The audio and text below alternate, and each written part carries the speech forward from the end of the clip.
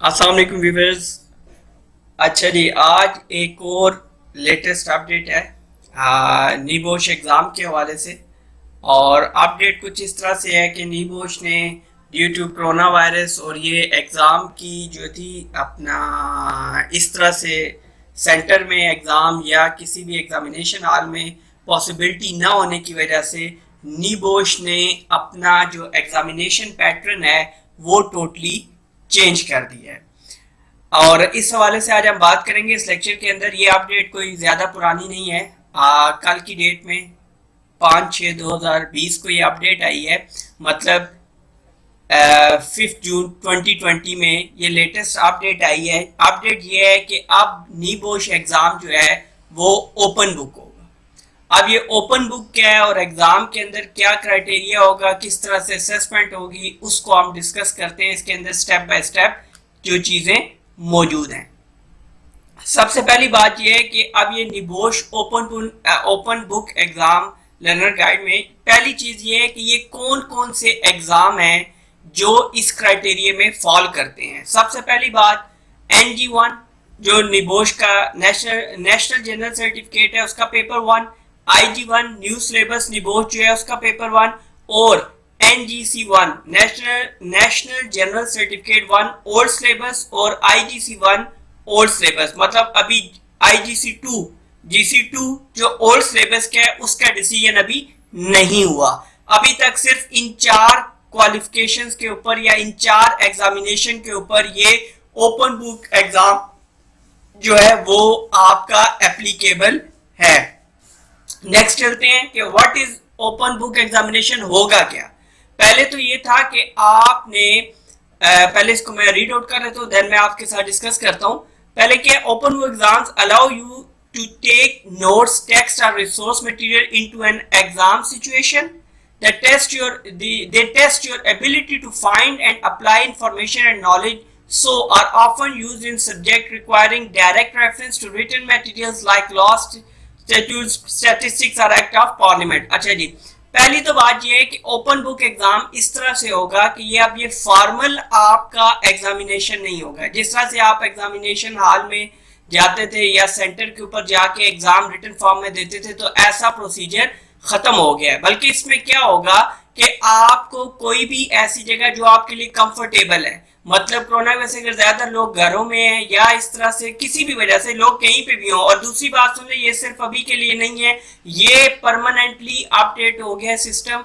ये परमानेंटली ही even corona या कोई भी इमरजेंसी सिचुएशन के अलावा भी आपका अब जो एग्जाम है फिल वक्त इन 4 क्वालिफिकेशन का इसी पैटर्न के ऊपर होगा। इसमें कोई फॉर्मल आपको किसी सेंटर में जाके किसी एग्जामिनेशन हॉल में रिटन फॉर्म में पेपर नहीं करना, बल्कि इसमें होगा क्या कि आपके लिए जो जगह भी कंफर्टेबल है, लाइक घर में आप बैठ के ये एग्जाम दे सकते हैं। ठीक हो गया। ओपन बुक से मुराद ये है कि इसमें आप इंटरनेट की, बुक्स की, नोट्स की, जितनी भी चीजें आपके पास रिसोर्सेज मौजूद है, आप उनसे हेल्प ले सकते हैं और अपना एग्जाम जो है वो कंप्लीट कर सकते हैं। लेकिन याद रखिएगा, आप हेल्प जरूर ले सकते हैं, लेकिन आपने पूरे का पूरा कॉपी पेस्ट नहीं करना चीजों को।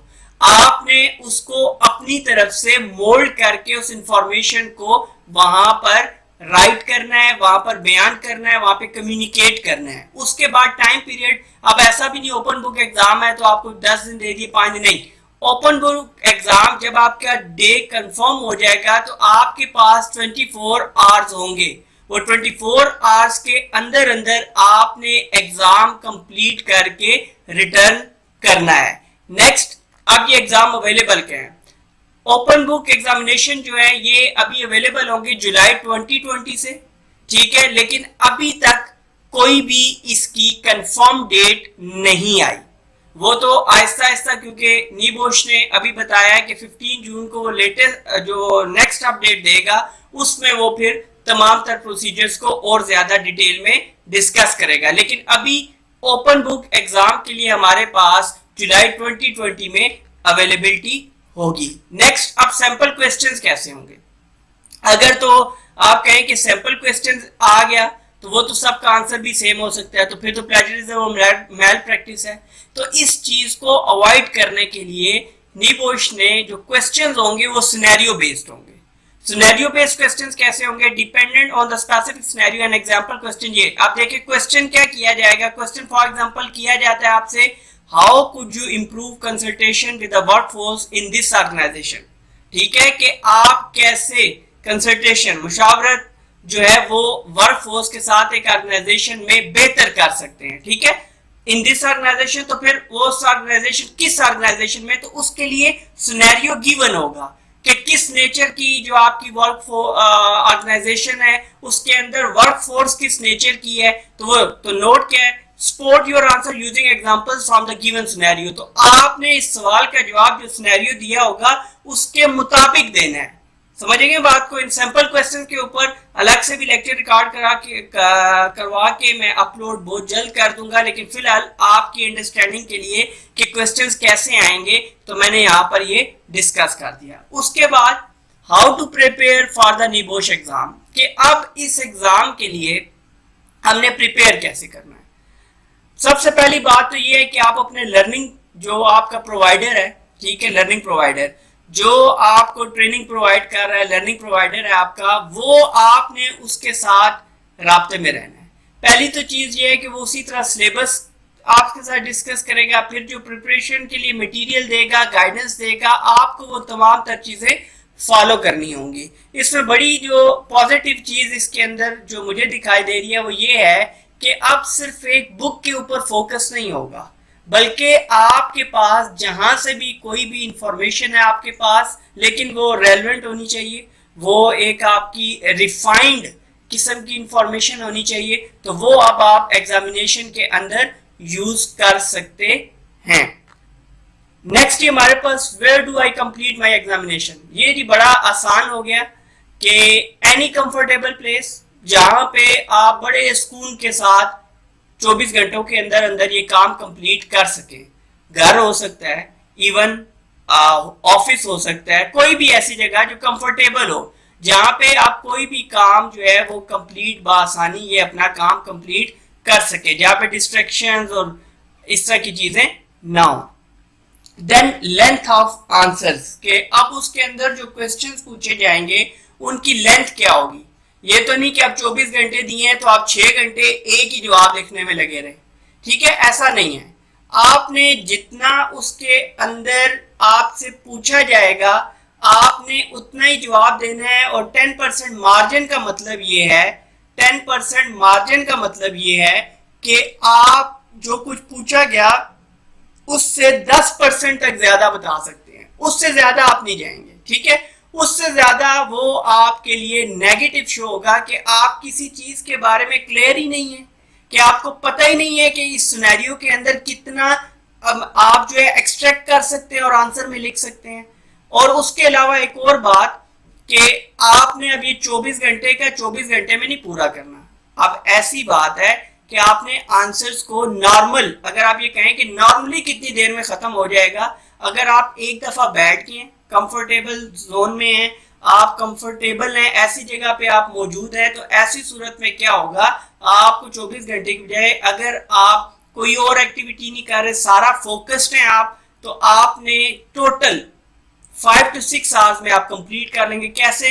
2 आवर्स में वैसे एग्जाम कंप्लीट होता था 2.5 आवर में, 2.5 आवर आप अपनी कंसल्टेशन रिसोर्सेज के साथ, मतलब आप देख रहे हैं, बुक्स को देख रहे हैं, उसके बाद आप मुख्तलिफ अदर रिसोर्सेज को देख रहे हैं, जहां से इंफॉर्मेशन कलेक्ट कर रहे हैं, चले वो टाइम इसके अंदर हम एड अप कर दे सकते हैं। उसके बाद मैल प्रैक्टिस, तो मैल प्रैक्टिस इसमें कैसे होगी? सबसे आसान बात, पहली तो बात ये कि पता कहां से चलेगा, तो आप अगर निबोश की जो पॉलिसी है प्लेजरिज्म और मैल प्रैक्टिस के ऊपर, ठीक है, मैल प्रैक्टिस के ऊपर आप इसको अच्छे तरीके से देख लें, कंसल्ट कर लें। और उससे भी बेहतर हाल ये है कि सेकेंडली आप क्या करें कि आप create your own course work. आपने किसी से कॉपी पेस्ट नहीं लेना, किसी का किया हुआ काम, अपने क्लास फेलो का काम, उसने जी ये जवाब लिखा, इतना जवाब मैं भी लिख देता हूँ, इतना चाहिए, ये मत कीजिएगा। ऐसी सूरत में भी बेशक ये ओपन बुक है, बावजूद इसके इसको कंसीडर किया जाएगा मैल प्रैक्टिस और प्लेजरिज्म के अंदर। तो आपने मेक श्योर करना है, माल प्रैक्टिस को अवॉइड करने के लिए आपने मेक श्योर करना है कि आप अपना कोर्स वर्क मतलब अपनी असाइनमेंट्स अपने ये सारे काम करें। उसके बाद अब ऐसा तो नहीं कि वो आप किसी से भी देख के करते रहें और वो उसके ऊपर पास फेल कर दे, ऐसा नहीं होगा। इसको कंप्लीट करने के बाद, सबमिशन करने के बाद एक इंटरव्यूअर असाइन किया जाएगा, डेट टाइम सब कुछ वो असाइन करेगा।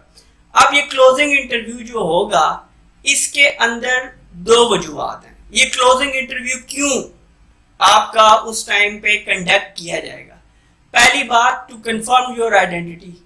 पहली बात तो ये है कि देखा ये जाएगा कि जिस इंडिविजुअल को एग्जाम के लिए अलाउ किया गया था या जिस इंडिविजुअल को एग्जाम में इनरोल किया गया था, आया उसी ने ये तमाम तरह एक्टिविटी जो है वो अपना प्रोड्यूस की है या परफॉर्म की है। दूसरी बात, confirmation of your course work, और कंफर्म करेंगे इंटरव्यू करके क्वेश्चन। अब इस इंटरव्यू में आपकी जात से मुतालिक कोई क्वेश्चन नहीं है, ठीक है।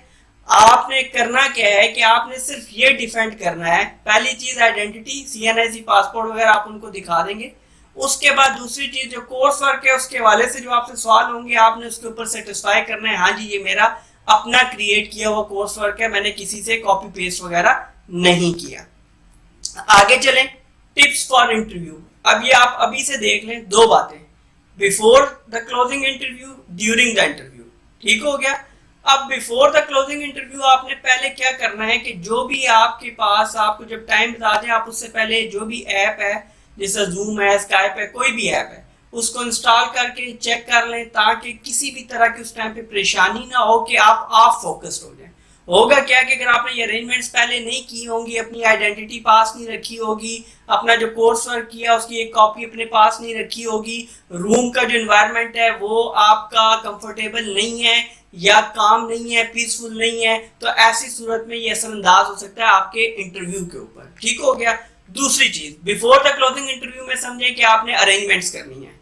ड्यूरिंग द इंटरव्यू सबसे पहली चीज आपने बिल्कुल कंफर्टेबल रहना है, काम एंड कूल। वो वहां पर आपकी जात को असेस नहीं कर रहे, वो आपको जॉब नहीं दे रहे जो आपकी जात को असेस करेंगे, आपकी पर्सनैलिटी को असेस करेंगे, आपने पहना के, ये चीजें नहीं है। वो ये असेस करेंगे सिर्फ और सिर्फ कि जो कोर्स वर्क या असाइनमेंट्स इसने सबमिशन करवाई है, आया ये उसका रियल ऑनर है, रियल क्रिएटर है, इस चीज को उन्होंने मेक श्योर करना है। वहां पे याद रखिएगा कोई भी चीज जो आपको ऐसी हो जो उलझाव का शिकार करे, जो आपको समझ नहीं आ रही है, वो उनसे दोबारा पूछ ले भाई क्या पूछा। अगर नहीं है तो आप उसको क्लियरली बता दे भाई नहीं मुझे मालूम। गलत इंफॉर्मेशन वगैरह भी अगर आप इसमें देंगे तो आप टोटली फेल होंगे और माइट भी, और ज्यादा चांसेस ये होंगे कि ऐसी सूरत में जब आप पेपर और फेल हो जाएंगे, जब आप पेपर आपने एग्जाम जमा करा दिया, इंटरव्यू क्लियर नहीं हुआ, आप फेल कंसीडर होंगे। और दूसरी बात, इंटरव्यू या कोर्स वर्क में कहीं पे माल प्रैक्टिस या प्लेजरिज्म सामने आता है तो फिर आप बैन हो जाएंगे नीबोर्ड से। तो इसलिए आपने इन चीजों को अभी से ज़हन में रख के एग्जाम की प्रिपरेशन करनी है। जहां तक रही भाई बात अदर क्वालिफिकेशंस की, तो अभी तक उनके लिए प्रोसीजर वही है नीबोश डिप्लोमा के लिए, बाकी जितने भी MCQs वाले थे वो उसी तरह होंगे और उनके बारे में अभी नहीं है। उसके बारे में नीबोश अपडेट करेगा बहुत जल्दी, तो उसके ऊपर भी मैं एक लेक्चर, एक वीडियो जो है वो रिकॉर्ड करवा के अपलोड कर दूंगा ताकि आपको आसानी हो जी। ये तो था जी आपका, ये अपडेट आई थी नीबोश की एग्जाम के हवाले से कि आप ये बिल्कुल टोटली, पहले अपडेट आती थी क्वेश्चन कैसे होंगे, आंसर कैसे होंगे, बुक्स चेंज होगी। अब ये एग्जाम्स के हवाले से बड़ी क्लियर अपडेट आई है, बड़ी न्यू है, बड़ी लेटेस्ट है और इसको इम्प्लीमेंट करते हुए भी कुछ टाइम लगेगा। अब इसमें पॉजिटिव चीज़ तो मुझे यही इसके अंदर नज़र आई है कि जो आपका जो नॉलेज है ना वो आप ज़्यादा गेन कर सकते हैं मुख्तलिफ जगहों से एफर्ट करके और इस तरह से। लेकिन इसकी जो नेगेटिव चीज़ है वो बड़ी जो प्रॉब्लम मुझे सामने आ रही है वो ऐसा है कि एक तो लैंग्वेज बैरियर इशू है। चले अगर वो सेम लैंग्वेज का भी अगर कोई अपना इंटरव्यूअर है फिर भी ठीक, लेकिन इशू ये होगा कि बहुत सारे लोग शाये होते हैं, उनकी कम्युनिकेशन स्किल का सबसे ज़्यादा प्रॉब्लम होता है कि इंग्लिश भी आती है लेकिन कम्युनिकेट अगर प्रॉपरली ना कर पाए तो ये माइट भी उनके कोर्स वर्क के ऊपर एक नेगेटिव इम्पैक्ट डाल दें। अदरवाइज अभी तक इसको क्योंकि इम्प्लीमेंट नहीं हुआ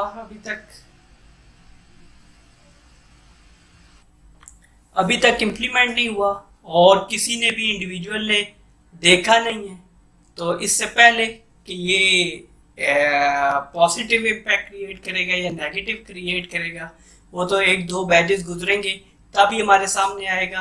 बाकी ये है कि आप कनेक्टेड रहे हमारे चैनल के साथ ताकि कोई भी नई जो भी अपडेट्स आएंगी, सिर्फ अपडेट्स नहीं आती हैं, आपको पता है कि इसके ऊपर बाकायदा लेक्चर्स की सीरीज मौजूद है, तो आप चैनल को लाजमी सब्सक्राइब कीजिए।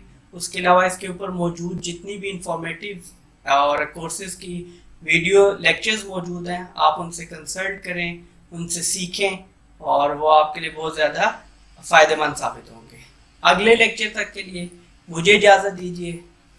अल्लाह हाफिज़।